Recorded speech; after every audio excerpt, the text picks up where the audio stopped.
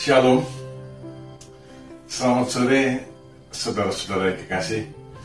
Dalam Yohanes pasal 15 ayat 13 sampai yang ke-15, Tuhan Yesus berkata gini, tidak ada kasih yang lebih besar daripada kasih seorang yang memberikan nyawanya untuk sahabat-sahabatnya. Kamu adalah sahabatku, jikalau kamu berbuat apa yang kuperintahkan kepadamu. Aku tidak menyebut kamu lagi hamba, sebab hamba tidak tahu apa yang diperbuat oleh tuannya. Tapi aku menyebut kamu sahabat, karena aku telah memberitahukan kepada kamu segala sesuatu yang telah kudengar dari Bapakku.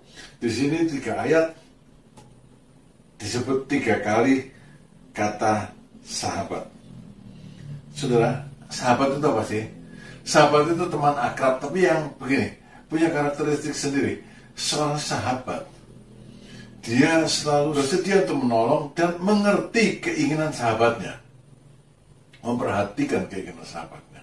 Terus yang kedua, seorang sahabat itu adalah tempat curhat, bisa dipercaya. Curhat itu kepada sahabat. Dalam 3 ayat yang kita baca tadi, Tuhan Yesus mengatakan bahwa dia adalah sahabat kita karena 2 hal ini dilakukannya. Yang pertama, Tuhan Yesus menolong sahabatnya sekuat tenaga karena dia mengasihi sahabatnya, dia tolong itu sekuat tenaga dengan segenap hati. Sahabat-sahabatnya sedang tenggelam dalam kebinasaan, saya dan saudara. Lalu Tuhan Yesus bilang gini, aku tolong kamu. Untuk menolong orang yang sedang tenggelam, itu gak bisa dengan instruksi, harus terjun ke situ dan menolongnya. Kan itu yang Tuhan Yesus lakukan untuk kita. Walaupun dia harus terjun ke dalam lumpur dosa, terjun ke dalam lembah kematian sekalipun, dia pergi untuk menolong kita. Itu sebabnya kita ada sebagaimana yang sekarang ini kita ada, karena Tuhan mengangkat kita dari lumpur kebinasaan pada kehidupan. Kenapa? Karena dia sahabat kita. Hal yang kedua, kamu adalah sahabatku, kata Tuhan Yesus, maka aku curhat kepada kamu. Aku mengungkapkan kepadamu semua keinginan Bapa, rahasia-rahasia ilahi, diungkapkan kepada saudara dan saya sahabat-sahabatnya. Apa rahasia ilahi yang diungkapkan kepada kita? Yang pertama, saudara, yang terbesar rahasia Allah adalah rencana keselamatannya melalui putranya yang tunggal, melalui Yesus Kristus. Iblis pun tidak ngerti akan hal itu. Kalau dia ngerti, iblis ngerti, maka dia tidak akan pernah menyalibkan Tuhan Yesus. Dia tidak mengerti rencana keselamatan di dalam Tuhan Yesus. Dan rahasia ini diungkapkannya kepada kita. Lalu kita menjadi jemaatnya. Dan ada satu rahasia lagi tentang hubungan kita dengan dia. Dalam Efesus pasal 5 ayat 32 dikatakan, rahasia ini besar, tapi yang aku maksudkan ialah hubungan Kristus dengan jemaat. Semua rahasia Allah ini diberitakan dalam Injil. Rahasia apa hubungan Kristus dengan jemaat? Kristus adalah kepala dan kita adalah tubuhnya. Ini suatu rahasia yang besar yang tidak semua orang memahaminya. Hanya orang yang ada di dalam Tuhan, sahabat-sahabatnya paham akan rahasia yang besar ini. Ya, yang bukan sahabat-sahabat yang tidak pernah memahami rahasia Injil ini. Bagi mereka, rahasia ini hanya satu kekonyolan, hanya satu kebodohan. Mereka tahu dengar tentang salib, mereka tahu tentang Yesus disalibkan, tapi bagi mereka, apa itu kebodohan saja. Itu sebabnya di dalam 1 Korintus pasal 1 ayat 18 dikatakan, sebab pemberitaan tentang salib memang adalah kebodohan bagi mereka yang akan binasa. Tapi bagi kita yang diselamatkan, pemberitaan itu adalah kekuatan Allah, adalah hikmat Allah. Ya, akibatnya, bagi sahabat-sahabat Tuhan, bagi orang yang diselamatkannya, berita Injil itu merupakan suatu bau harum yang menghidupkan. Seperti dikatakan Rasul Paulus dalam 2 Korintus pasal 2 ayat 14 dan 16, syukur bagi Allah yang dalam Kristus selalu membawa kami di jalan kemenangannya. Dengan perantaraan kami, ia memberitakan keharuman pengenalan akan dia di mana-mana. Sebab bagi Allah, kami adalah bau yang harum dari Kristus di tengah-tengah mereka yang diselamatkan. Bau yang harum dari Kristus di di tengah-tengah mereka yang diselamatkan, di tengah-tengah sahabat-sahabat yang paham akan rahasia Allah, akan rencana Allah.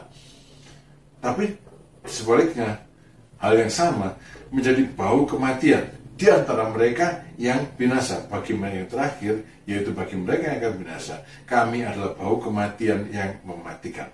Bagi yang pertama, yaitu orang-orang yang diselamatkan, sahabat-sahabat Tuhan, bau kehidupan yang menghidupkan. Ya, saudara-saudara, Allah menyatakan rahasianya kepada kita, rahasia tentang keselamatannya. Dan dalam Amos pasal 3 ayat yang ke-7, Tuhan berkata begini, sungguh Tuhan Allah tidak berbuat sesuatu tanpa menyatakan keputusannya kepada hamba-hambanya. Tuhan menyatakan keputusannya kepada hamba-hambanya sebelum keputusan itu dilaksanakan. Itu sebabnya, saudara, mungkin saudara pernah mengalaminya, satu khotbah yang menyampaikan isi hati Allah. Ketika dikhotbahkan pada jemaat, ada saja orang-orang yang secara pribadi merasa dinasihati, dikuatkan, atau ditegur. Ya, ada, karena Allah menyatakan rahasianya, hamba Tuhan yang memberitakan tidak tahu, tapi yang mendengarkannya tahu, merasakan. Nah, saudara-saudara, Tuhan sudah bertindak sebagai sahabat bagi kita. Apakah kita sudah bertindak sebagai sahabat Tuhan? Yang pertama, pernah nggak kita curhat kepada Tuhan? Doa bukan cuma sekedar kata-kata, tapi curhat kepada Tuhan, menyatakan isi hati kita, rahasia kita kepada Tuhan. Dan rahasia kita banyak, seringkali rahasia itu berupa dosa yang orang nggak tahu. Curhat, sampaikan kepada Tuhan, mohon pertolongannya. Lalu yang kedua, sudahkah kita memperhatikan keinginan sahabat kita, Tuhan Yesus? Ya, kalau Tuhan menolong kita sahabatnya, karena memang kedudukan kita sebagai sahabatnya kan terlalu jauh. Dia Tuhan, kita manusia. Maka apa yang bisa kita lakukan untuk Tuhan? Kita tidak menolong Tuhan. Apapun yang kita lakukan tidak menolong Tuhan, melakukan keinginan Tuhan. Sahabat kita ini, Yesus Kristus bilang, kamu adalah sahabatku jikalau kamu berbuat apa yang kuperintahkan kepadamu. Ya, memang kalau Tuhan Yesus bilang kuperintahkan, karena memang dia Tuhan, Raja, bersahabat dengan rakyat jelata. Tetap saja ada yang namanya perintah. Yesus sahabat kita, Tuhan, Raja di atas segala raja, memerintahkan kita untuk melakukan kehendaknya. Dan kehendaknya, keinginannya itu tidak sukar.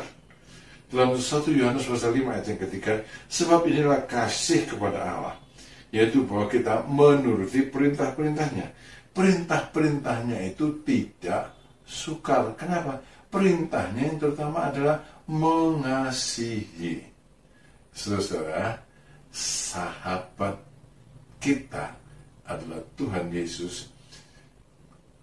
Kita bersahabat dengan Tuhan.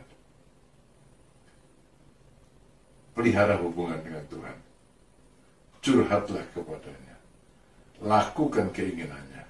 Karena Tuhan sudah lebih dulu mengulurkan tangan kepada kita, menolong kita sesuai dengan keinginan dan keperluan kita. Dan yang kedua, sebab Tuhan sudah menyatakan rahasia-rahasianya kepada kita. Terima kasih sudah mengikuti Renungan Senja hari ini. Tuhan memberkati saudara. Amin.